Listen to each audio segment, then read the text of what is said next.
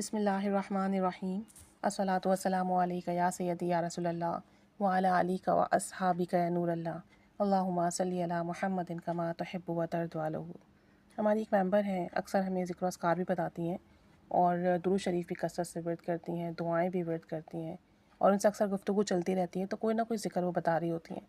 اللہ والی ہیں اور دعائیں بھی ان کی کثرت سے قبول ہوتی ہیں۔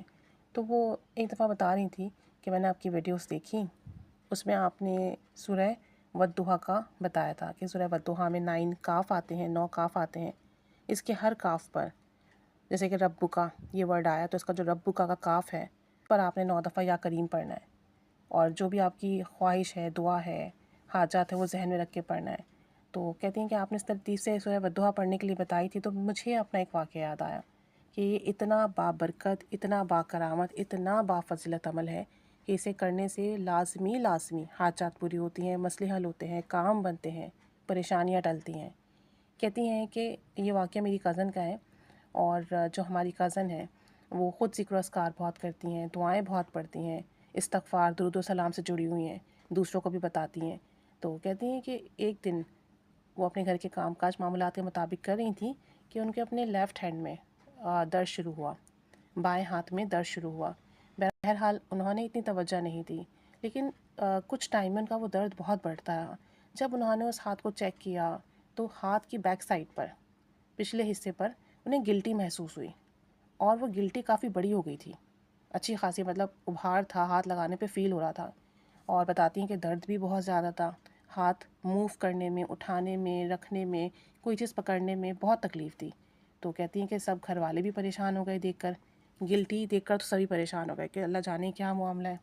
اب جب ان سے کہا کزن سے کہ آپ چلو ڈاکٹر سے چیک اپ کراؤ، میڈیسن لو، ٹیسٹ کراؤ تاکہ پتہ چلے ایکچوئل مسئلہ کیا ہے، تو وہ نہیں مانی، کہنے لگی کہ نہیں مجھے ڈر لگ رہا ہے، اگر ڈاکٹر نے آپریشن کا کہا تو میں کیا کروں گی، اور دوائی وغیرہ تو مجھ سے کھائی جاتی نہیں ہے، تو اللہ تعالیٰ مجھے کوئی دعا، کوئی ذکر، کچھ ایسا عطا کرے کہ بس اس سے ہی ٹھیک ہو جائے۔ کہتی ہیں کہ انہوں نے سورہ والضحیٰ والا عمل کیا کہ اس صورت میں 9 کاف ہیں، ہر کاف پر انہوں نے یا کریم 9 دفعہ پڑھا، اپنے ذہن میں اس حاجات کو رکھتے ہوئے کہ میری یہ گلٹی ختم ہو جائے، میرے ہاتھ کی تکلیف ٹھیک ہو جائے، اور پہلے کی طرح میرے ہاتھ جو میں یوز کرتی تھی ویسے ہی ہو جائے، بالکل ٹھیک ہو جائے۔ کہتی ہیں کہ انہوں نے یہ پڑھنا شروع کر دیا۔ اب اس کو پڑھنے کا طریقہ یہ ہے کہ آپ صبح اور شام ایک دفعہ پڑھ سکتے ہیں، ہر نماز کے بعد ایک بار پڑھ سکتے ہیں، یا زیادہ سے زیادہ 9 بار پڑھ سکتے ہیں، اور ایک دفعہ میں ایک ہی دفعہ آپ کو پڑھنی ہے، یعنی اگر ایک سٹنگ میں آپ بیٹھو تو ایک دفعہ آپ یہ سورہ والضحیٰ پڑھو۔ تو کہتی ہیں کہ میری کزن نے یہ پڑھنا شروع کر دی۔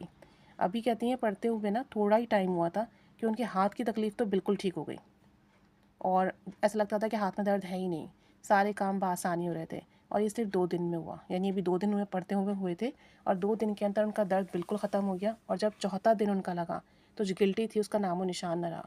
سارے گھر والے دیکھ کر حیران رہ گئے، کیونکہ جو ان کی مدر تھیں، بہن تھی، انہوں نے باقاعدہ چیک کیا تھا ہاتھ وغیرہ لگا کے۔ تو کہتی ہیں کہ جب انہوں نے چیک کیا تو کچھ بھی نہیں تھا، بالکل کلیئر تھا، ورنہ کہاں ذہن میں بہت نگیٹو باتیں اور بہت وہم آ رہے تھے۔ تو واقعی یہ عمل بہت پرتاثیر ہے، آپ یقین سے کریں آپ کے کام بنتے ہیں۔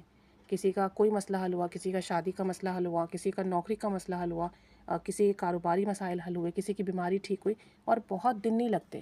اس عمل کو جس نے کیا ہے، 2 دن، 3 دن، 5 دن، 7 دن، اس طرح سے کام بنتے ہیں۔ اور عمل ہے بھی کتنا مختصر، سورہ والضحیٰ پڑھنی ہے اول آخر 3 دفعہ درود شریف کے ساتھ، درمیان میں صرف 1 دفعہ سورہ والضحیٰ پڑھیں گے بسم اللہ الرحمن الرحیم کے ساتھ۔ سورہ والضحیٰ میں جہاں پر بھی کاف آئے گا وہاں آپ نے رکنا ہے، اور یا کریم پڑھنا ہے 9 دفعہ، اور ذہن میں اپنی حاجت رکھنی ہے۔ ایک وقت میں آپ 1 حاجات بھی رکھ سکتے ہیں اور 9 حاجات بھی رکھ سکتے ہیں۔ اس طریقے سے آپ نے سورہ والضحیٰ مکمل کرنی ہے، ہارڈلی 2 یا 3 منٹ لگیں گے۔ اس کے بعد آپ دعا کر لیں اپنے مسئلے کے لیے۔ دن میں آپ اسے 1 دفعہ بھی کر سکتے ہیں، اور زیادہ سے زیادہ 9 دفعہ کر سکتے ہیں، اپنی آسانی کے حساب سے اپنے وقت پر کر سکتے ہیں۔ تو آسانی ہی آسانی ہے اس عمل میں، آپ کو کوئی مسئلہ ہو اسے لازمی کریں، قرآن پاک کی تلاوت کا بھی ثواب ملے گا، پریشانی بھی حل ہوگی، حاجت بھی پوری ہوگی، اور بہت جلدی اثر دکھاتا ہے۔ 2 دن میں، 3 دن میں، 5 دن میں آپ کے کام بن جاتے ہیں، الحمدللہ ثم الحمدللہ۔ اللہ تعالیٰ سب کی حاجات پوری فرمائے، سب کی مشکلات حل فرمائے، آمین۔